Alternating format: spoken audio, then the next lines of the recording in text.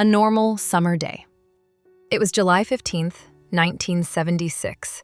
In the small, sun-drenched town of Chowchilla, California, life moved slow. The kind of place where everyone knew each other's name, where trouble seemed like something that only happened somewhere else.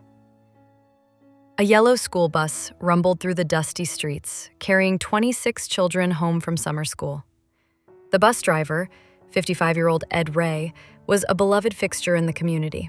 Soft-spoken, dependable, a man of simple routine. The kids laughed, sang songs, tossed paper balls. No one knew that this ride home would be their last moment of innocence. They would soon vanish without a trace. At 4:10 p.m., the bus was supposed to drop off its final passengers, but it never did. As the sun dipped lower on the horizon, worried parents waited on porches, watching the road, scanning the distance. But there was no sign of the yellow bus, no sign of their children. Panic spread like wildfire. By sunset, Chowchilla's streets were flooded with desperate parents, sheriff's deputies, and news crews. Helicopters circled overhead. Search dogs sniffed the fields. Volunteers combed every back road and dirt path. But the bus had simply vanished, gone, as if swallowed by the earth itself. The next morning, a breakthrough.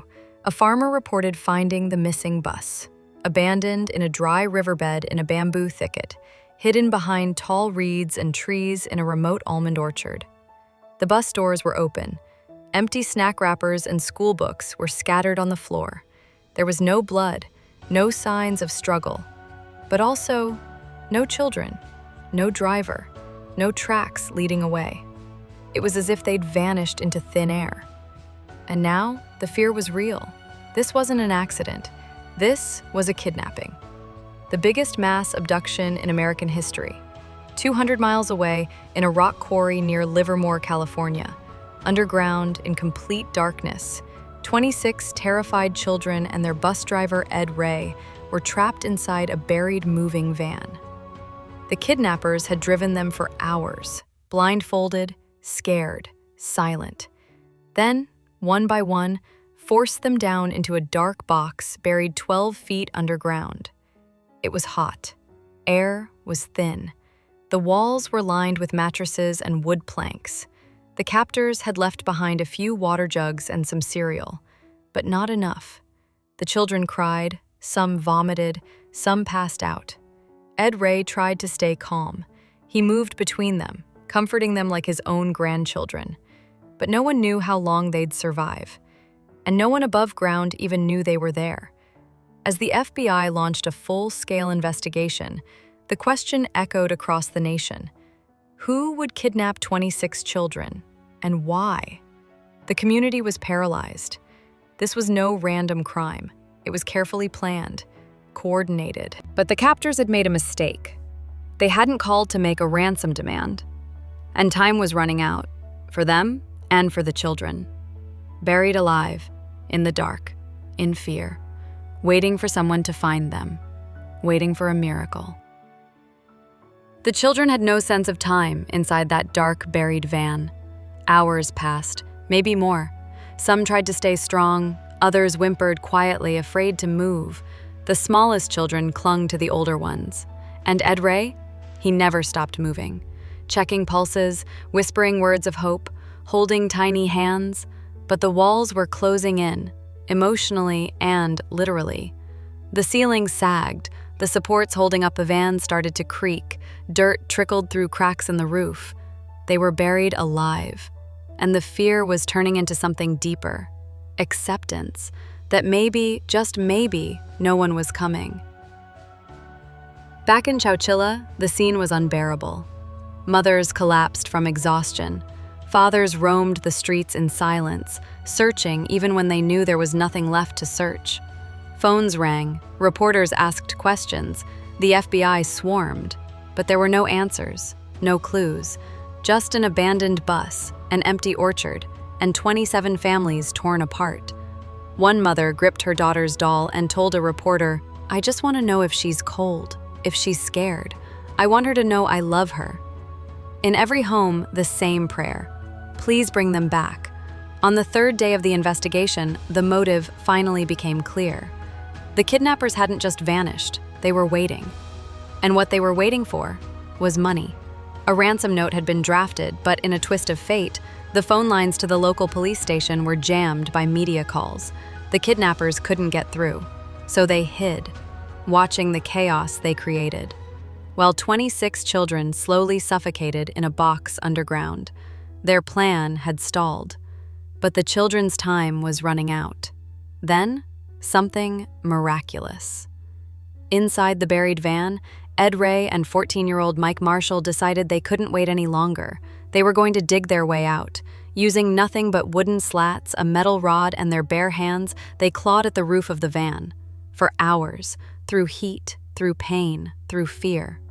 Mike climbed on Ed's shoulders, again and again, until, finally, light, a small break in the surface, and then air, fresh air. One by one, they helped the children climb up and out of the hole. Sunlight blinded them, their legs wobbled, but they were free. All 27 had survived. Stumbling into the gravel yard of the quarry, the children were covered in dirt, weak, crying, but alive. A security guard on site saw them and ran to help. Within minutes, the FBI was called. Ambulances raced in, mothers screamed in joy, fathers collapsed in tears. The news hit the world like a wave. They're alive. What had been a national tragedy just hours earlier had become a miracle.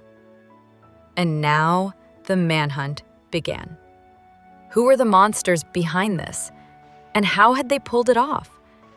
As the rescued children were reunited with their families, the FBI turned its focus to the quarry in Livermore. It didn't take long to trace the buried moving van back to a quarry owned by the family of one of the suspects, Frederick Newhall Woods IV. Frederick wasn't just anyone, he came from a wealthy, influential California family. His father was a prominent businessman with ties to the quarry. With the van traced, police also identified two accomplices, James Schoenfeld and his younger brother Richard Schoenfeld. All three came from upper-middle-class or wealthy backgrounds. No criminal records, no desperate financial need. So why? Why kidnap innocent children and a bus driver and bury them alive? The truth was chilling. The three men, all in their 20s, had spent over a year planning the Chowchilla kidnapping. They were inspired by movies like Dirty Harry and had read about the idea of mass kidnappings. They even studied escape-proof designs for the underground prison. Their goal? $5 million in ransom money. They wanted to extort the state of California by demanding the money in exchange for the safe return of the children. They bought the van, dug the hole, prepared the roof with mattresses and food, and then they struck. In their minds, it was the perfect crime. In reality, it was a twisted nightmare. With their identities exposed, the net tightened quickly. Richard Schoenfeld turned himself in first, just a few days after the rescue. He was scared, shaken, possibly remorseful. His brother James followed, surrendering soon after. But Frederick Woods? He vanished. He had fled to Vancouver, Canada. For weeks he was on the run, until finally, on July 29, 1976, authorities arrested him at a motel near San Francisco. All three men were taken into custody. All three faced the wrath of a nation. And in court, not a single tear was shed for them. The trial became one of the most watched and talked about legal proceedings of the decade. Parents cried on the stand. Children testified with trembling voices. And Ed Ray, he sat quietly, his arm around the children, a silent pillar of strength. Prosecutors laid out the chilling timeline: the bus hijacking, the transport to the van, the burial, the abandoned ransom call. The evidence was overwhelming. All three men were convicted of 27 counts of kidnapping for ransom with bodily harm, a charge that carried a life sentence without the possibility of parole. But the story didn't end there. Despite receiving life sentences, the kidnappers, because no one had died, were eventually given opportunities for parole. Richard Schoenfeld was released in 2012. James Schoenfeld followed in 2015, and Frederick Woods, the man who masterminded the entire operation, was granted parole in 2022, after more than 40 years in prison. The news crushed many of the victims. One survivor, now an adult, said, "He buried me alive, and now he gets to walk free?" It wasn't just a betrayal. It was a reopening of a wound that never fully healed, because even though they survived, they were never the same again. For many of the 26 children, the trauma didn't end when they walked out of the quarry. Nightmares haunted them. Some developed severe claustrophobia, others became terrified of the dark or refused to ride buses again. One survivor later admitted he couldn't sleep in a room without a window. Another, for years, would cry at the sound of gravel crunching underfoot. It reminded her of the quarry floor. Some turned to drugs or alcohol. A few struggled with relationships, unable to form trust again. They had been children when they were buried, but after that day, a part of their childhood was gone forever. In the eyes of the public, bus driver Ed Ray became a hero.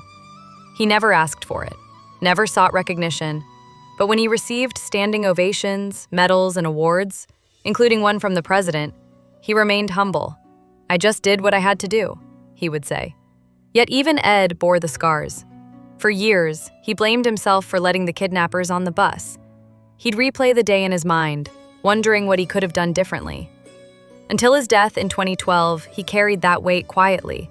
But to the children, he was the man who didn't give up. He was the man who dug them out of hell. Chowchilla, California, population just over 5,000 at the time, was never the same after July 15, 1976. The town had known hardship, but nothing like this. Schools implemented new security measures. Bus drivers received emergency training.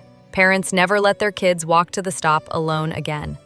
But amidst the sorrow, there was resilience. The community came together, supporting the victims and their families. They held vigils, built memorials, and held fundraisers for therapy costs. Survivors grew up, graduated, became parents. And every year on the anniversary, some of them returned to Chowchilla just to remember, just to honor what they had survived. Despite the fame the case generated, many of the survivors felt forgotten as the years passed. Media coverage faded, the story became just another entry in true crime books or podcasts. But the emotional weight never left. Some survivors began to speak out again in the 2000s and 2010s. They wanted the world to remember, not just what happened, but what it meant. One survivor wrote, "We were not just hostages. We were children, and we lived." During the trial, the motive became chillingly clear.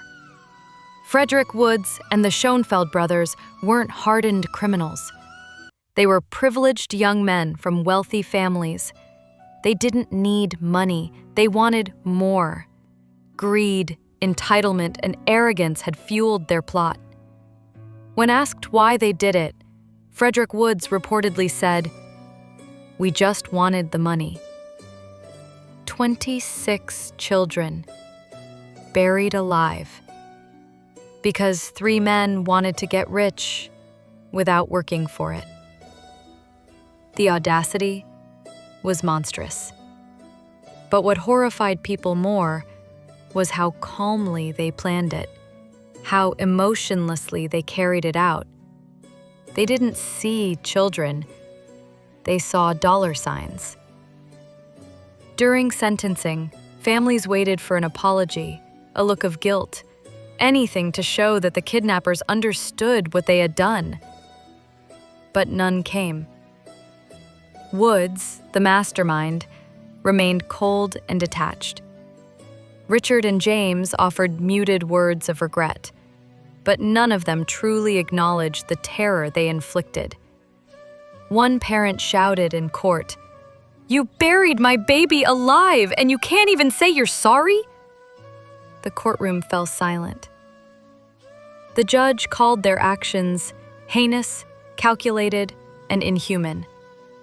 He sentenced all 3 men to life in prison without the possibility of parole. But, as time would show, life didn't always mean life. Over the decades, Richard and James Schoenfeld filed for parole, again and again. In 2012, James Schoenfeld was released. Then Richard in 2015. And in 2022, 46 years after the crime, Frederick Woods, the last of the trio, walked free. The news sent shockwaves through Chowchilla.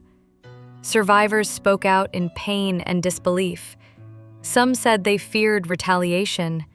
Others felt betrayed by a justice system that seemed to forget the children once buried beneath the earth. One survivor simply said, "We served life too. Why don't they?" Today, Chowchilla looks like any small town. Quiet streets, sunlit fields, life has moved on. But ask the older residents, and they'll tell you. There's a shadow here, one that never quite faded. The yellow school buses still drive down the same roads. Children still laugh on the playgrounds. But there's a quiet understanding, a respect for what happened that day. It wasn't just a crime. It was a wound that shaped a town. But within that scar, there's also pride, because Chowchilla didn't just endure evil. It raised 26 children who beat it. For 16 hours, they lived through hell. They stood by phones that didn't ring, slept in their driveways, prayed until their knees gave out. Even after the children were found, joy gave way to pain. Their sons and daughters had changed. They'd seen things no child ever should. Some parents blamed themselves for letting them get on the bus, for not being there, for not knowing how to help afterward. In 1976, the Chowchilla case made national headlines, but within weeks, it disappeared. America moved on. Bigger stories took over. Even when the kidnappers were paroled, most media outlets ignored it. No cameras, no big stories, just silence. But Chowchilla would never be the same again. Don't forget to like and subscribe for more powerful true crime stories. Let us know in the comments, where were you when you first heard about the Chowchilla case? And, most importantly, keep their story alive.